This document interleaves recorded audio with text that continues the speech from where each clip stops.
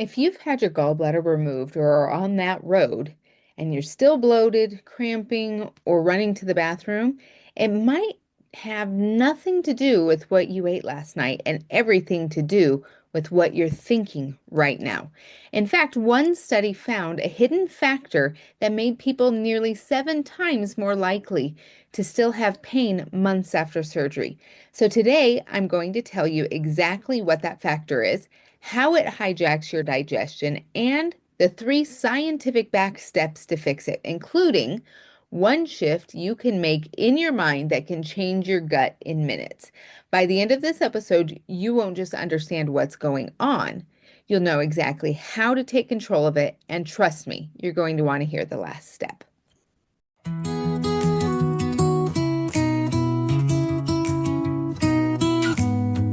Gallbladder gone. Now what? Let's heal from the inside out. Welcome to Gallbladder Gone? Now what? The podcast for Christian women navigating life after gallbladder removal. Hosted by Jami McQuivey, holistic nutritionist, wife, boy mum, grandma, and a firm believer in God's design for lasting health. Did you know that over 1.2 million Americans have their gallbladders removed every year, and that the majority of them are women? Even more eye-opening is that all gallbladder issues are digestive issues, and poor digestion is at the root of up to 80% of all disease, including hormone imbalances and weight struggles.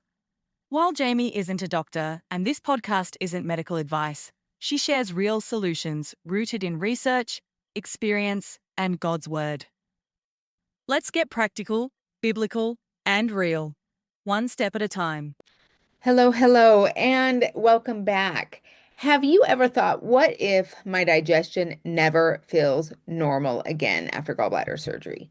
I hear this all the time, and I have been there. So here's some surprising truths. Research shows that people with high anxiety are almost 7 times more likely to have ongoing pain and digestive problems, even 6 months after surgery. So this isn't about weakness. It's about how stress affects our body's wiring. So stress tightens the muscles that control bile flow. And this slows our gut and it makes the meal feel like a gamble. People get really fearful of eating. But there is good news. So if you retrain your body and your mind, then we can have very positive experiences with food. So before we dive in, I want you to take a moment and notice how you're feeling right now. Take a big deep breath, go inside. On a scale of 1 to 10, how anxious or stressed is your digestive system feeling today? Now, think about it. It's a little challenging because a lot of us haven't done this before, but is your stomach relaxed? Where are you breathing? Are you breathing in your chest or are you breathing in your belly? I want you to keep that number in mind because we're going to work on lowering it throughout this podcast. So, today we're going to uncover the science behind why stress and anxiety can make gallbladder recovery surgery harder.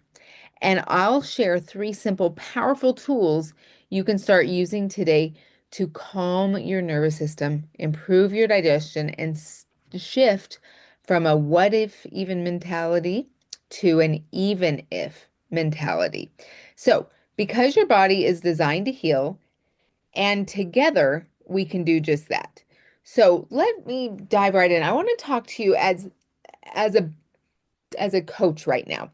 And I have gone through what many people have, where you find your ideal client. So I went and I asked, as I was going through this, and I've done this several times over the years, and just so I can take the information and make it specific to those, so those who are listening will have the best results. And so as I was doing it this last time, I I I wanted to share with you the results. So the women that I work with, and sometimes men, but mostly women, are women who have these digestive issues, pain, they have this stubborn weight, and there's always this underlying anxiety. They feel overwhelmed and frustrated and absolutely confused by this conflicting advice. And they keep feeling like they're throwing spaghetti at the wall, right? And so it's like whatever sticks, sticks. What doesn't, I don't understand why. And so they get really tired of throwing money and energy and time into this process. And they've tried going to the doctors, they've tried diets, they've tried trainers, and even functional medicine. And this has maybe helped a little bit, but it really hasn't resolved their problem. And my clients start to feel like they'll never get better or that they're not being heard. And a lot of people say things, a common phrase or type of phrase that I hear is it in my head? Will anyone listen? And so that's, I named my ideal client Hope because all of these women demonstrate hope. Even sometimes they don't feel it as much, they're reaching out. They have this strong desire to feel clear and peaceful and strong. They want to enjoy their family life and live without stress. And these women also understand the power of a biblical path that works and changing habits and behaviors. And so as she's going along, she's feeling frustrated and tired, and she just wants to feel like herself again. And so I wanted to introduce you to yourself, most likely, and why you're here. But so I want to share a scripture with you out of the gate, and it's one of my favorites. And it's Jeremiah 17:7 through 8. And it says, "But blessed is the one who trusts in the Lord, whose confidence is in him. They will be like a tree planted by the water that sends out its roots by the stream. It does not fear when heat comes. Its leaves are always green. It has no worries in a year of drought and never fails to bear fruit." How amazing is that? So, don't we want to become like that tree that is planted by the water? Our roots go deep, and we always have the leaves, and we bear fruit even when we look around and there's a drought. And that's what happens when we start to trust in the Lord. Now, years ago, I would have said, I absolutely trust in the Lord, but I was still hustling. I was still striving. I was still searching. There was this air of anxiety about everything. And even when I ate, I would eat fast and I would go to the bathroom fast and everything was fast and I was hurried and I was stressed and there was just a lot on my plate. And then when I started thinking about this, I said, how can I call my life? I have so much going on, people depending on me. And that's where I realized I wasn't trusting in the Lord. I was trusting in my strength and my way and my plans. And I would invite him in a little bit. And when I really started to shift that, and realize that he is my strength and I'm there to help him with his plan, right? And step into what his plan for me is. So let's kind of turn this, we want this to be a history, science, and sacred texts conversation. So first we're going to talk about the science behind the mind-gut connection. So there was one study that looked at people after having their gallbladder removed and found that these people um, who had high anxiety had a 6.9 times, not percent, 6.9 times greater odds of experiencing persistent biliary symptoms 6 months later. And so I'm on a couple of these groups with gallbladders, and I see that all the time, this consistent like, wait, I got my gallbladder out months ago, weeks ago, years ago, and I'm still experiencing dot dot dot. And so I want to explain why this is. So stress travels through the gut brain liver axis. So when you are stressed, right? And your body doesn't understand good stress, bad stress. It's just stress. So your body at that point activates the sympathetic nervous system. So this is your fight and flight. And some people have lived there for so long, they don't know what it's like to not have that feeling. And that was me. I've been in fight and flight since childhood. I was really born into a lot of chaos and stress and anxiety.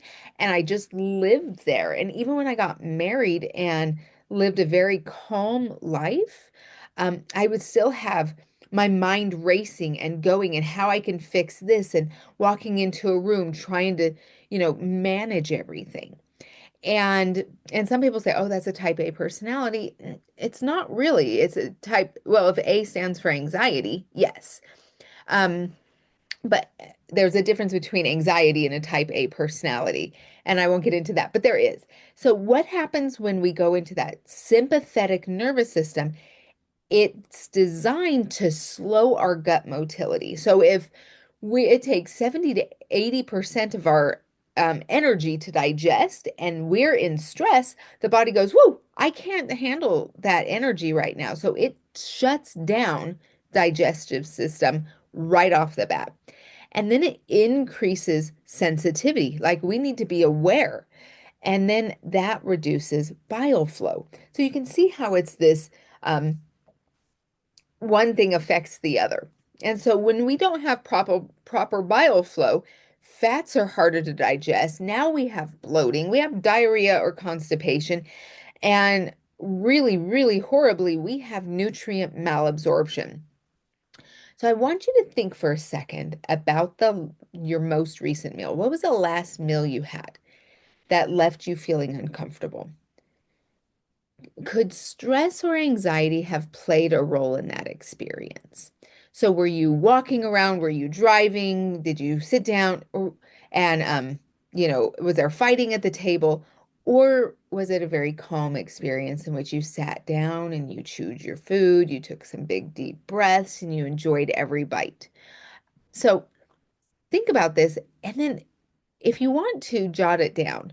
I love writing, and I think that it takes it out of the brain and into the hands, and it makes us very aware. And this awareness is the first step towards change. So we can't change unless we know that there's a problem. All right, so that's kind of the science, that sciencey part. So let's talk about in 2021, there was a guide that recommended daily deep breathing to regulate stress and improve gallbladder surgery recovery. So this is that slow diaphragm breathing that activates the vagus nerve in your body's relaxation pathway. So this promotes bile flow and smooth digestion. So this is where put your hand on your belly, and when you breathe, the belly should come out and then squeeze back in. It's that nice deep. So there are other gentle practices such as restorative yoga. Prayer is a big one in my life.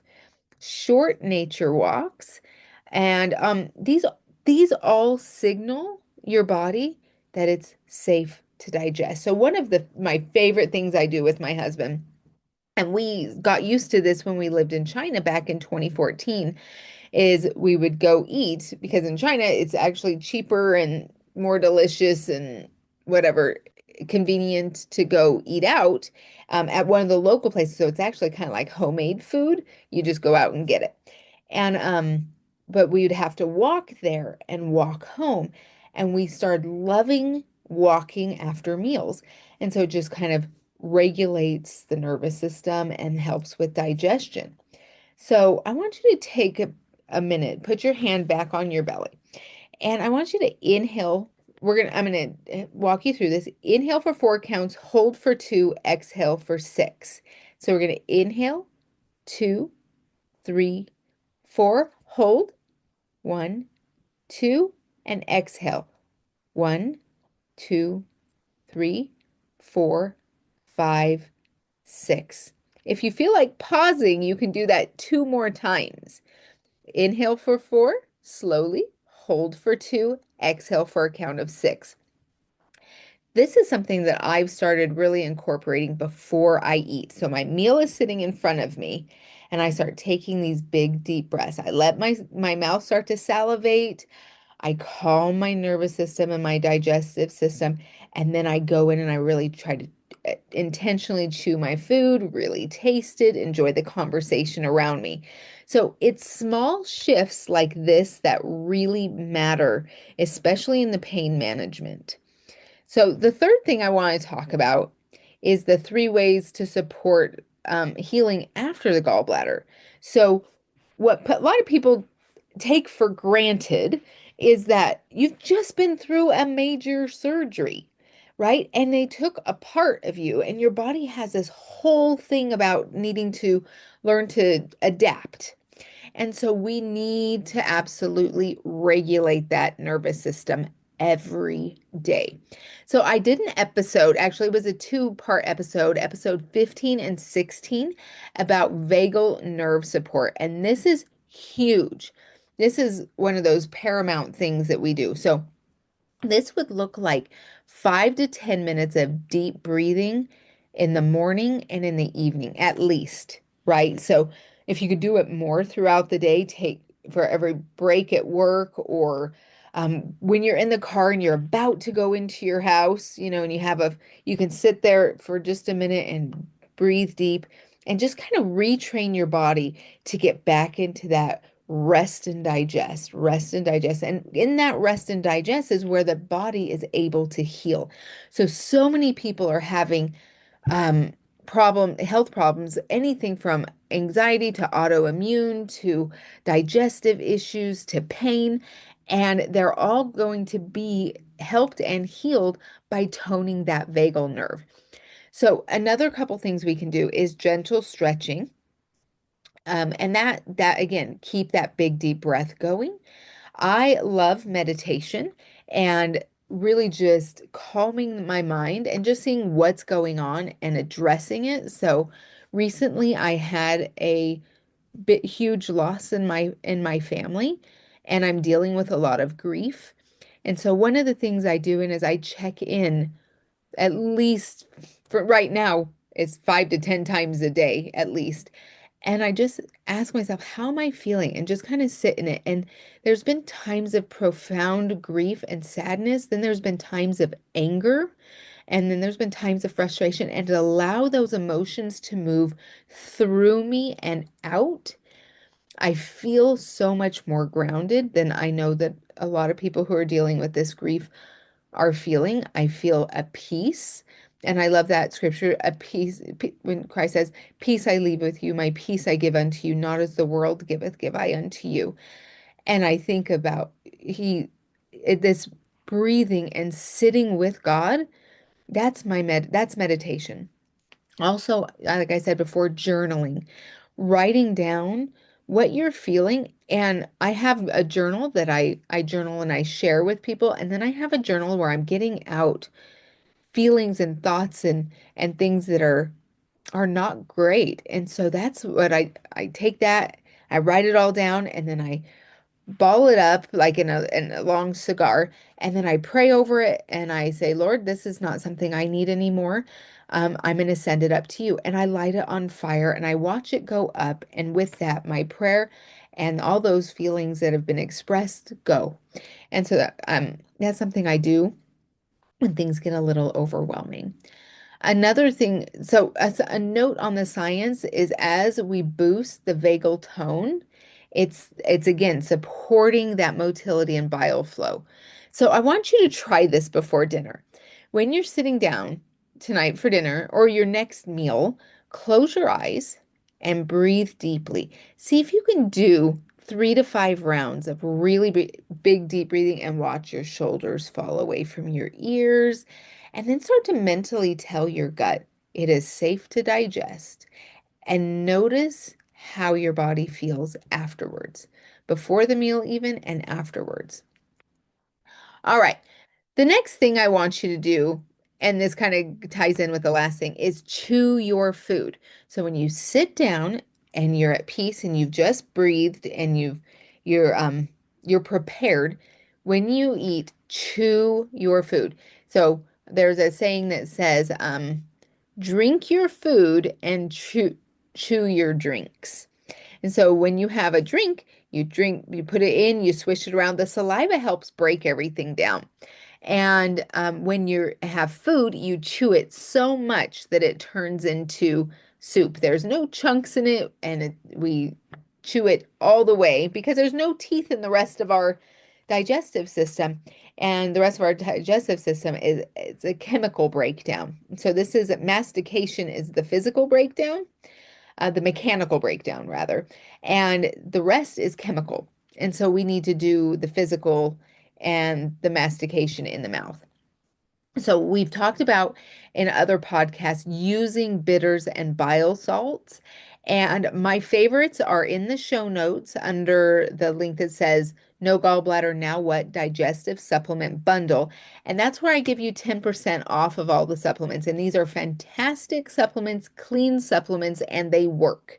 These are things that I've worked with tons of clients with, and they work. And also, we want to be hydrating between meals. So don't drink with your meal.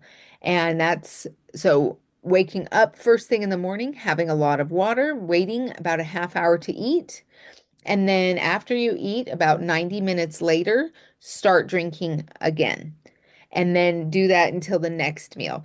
And so that's going to disrupt a lot of people because they're used to eating all day long. So when you have your gallbladder removed, and also anyone who doesn't, it's just good practice that you eat um, and you have 4 to 5 hours between each meal. So the water will help curb the snacking, which then also helps digestion, helps lose weight, helps balance hormones, helps increase energy, helps you sleep better, all of these things. So giving that a try. So just a small adjustment is going to give great rewards here. The last one I really want to talk about is the shift. So I I can't remember where I read this years and years ago, and I love it, and it changed my world. It was changing our what ifs to even ifs. So it's something that, a lot of people with anxiety will roll over and over in their minds. What if this happens? What if this happens? What if this happens? What if I eat this and this happens? What if I can't sleep tonight? What if da da da? And it's just this spinning. And so what we do is we change it to even ifs. So it would look like even if I feel pain after eating, I know how to respond and calm my body. Even if I don't sleep tonight, I know that tomorrow night will be better. And so you start to shift your even ifs away, even if, and you start thinking of really what the truth is. So, what if is fear based, even if is faith based. And so this reduces stress related gut disturbances. So, what if I'm late to work? Then change it to even if I'm late to work, I'll go in and I'll explain why and it'll work out. Or what if I can't, do this project and it's too big for me? Well, even if you can't, the world will still go on and that's okay. Or I can ask for help or whatever that is for you. So, one of the things I like to have my clients do is sit down, write down your what ifs that, and especially in this case, around your digestion. What if I eat this and I get bloated? What if I eat this and I get constipated? What if I eat this and I get acid reflux? And then shift them and write right next to them. So write that on the left side of the paper, and on the right side of the paper, change them to what if statements and start to say those aloud to yourself 3 times a day. Even if I have pain today, I know that I'm healing my body and it will only be for a short time. So we start to really shift that. Okay, so before I recap, I want to remind you that I have created resources for every episode. So these are PDFs that go through all that I've done, and it's pretty cool. I do it through Gamma, and it's just pretty amazing. So you can find that link in the show notes, and that link also puts you on my email list, so you always know what's coming next. So I just send out one email a week, and it tells you what came out and what's coming next. So you can kind of gauge which podcasts would be most valuable to you and or your loved ones. So remember to share this information. No gatekeeping here. So I want to remind you back to Hope, my client, my perfect client, right? Um, there's no need for you to do this all on your own or to suffer anymore. And I have done the work and I would love to help you. So whether it's a DIY program, an hour consult, or an 18-week one-on-one, choose one and click the link in the show notes and let's get you feeling better now because there's no time like the present. This doesn't have to be um, your experience any longer. So, going back to our recap, healing after gallbladder surgery is both physical and mental. So, one, we need to calm our nervous system daily, and we talked about that. Two, we need to support our digestion physically. And we talked about ways to do that. And again, all of this will be laid out in the PDFs in the show notes link. And then the third one is to reframe your thinking, changing your what ifs to even ifs. So pick one of these three strategies and commit to it for the next 3 to 5 days. And just notice the small improvements and journal them. You can put it in your phone notes or whatever. And it's these tiny, consistent steps that lead to lasting change. So even if you've struggled for months or years, your body is designed to adapt. You just need the right signals from your nervous system, your diet, and your thoughts. So you've got this. Start today, breathe, move, reframe. Your gut and your mind will absolutely thank you. And I want to go back to the scripture and say it one more time because I just love it. But blessed is the one who trusts in the Lord, whose confidence is in him. They will be like a tree planted by the water that sends out its roots by the stream. It does not fear when heat comes. Its leaves are always green. It has no worries in a year of drought and never fails to bear fruit. So, join me in our next episode where we tackle the connection between anemia and digestion. So, until then, happy digesting. If this episode encouraged you or offered practical insight, be sure to subscribe so you don't miss what's coming next. Leaving a review, subscribing, and sharing with even one friend helps more people discover this message, and Jami is truly grateful for your support. Be sure to check the show notes for free downloads, helpful resources, and a link to join Jami's private Facebook group for extra support and community that blends practical health with biblical truth. Just a reminder, Jami isn't a doctor, so always consult your healthcare provider before making changes to your health plan.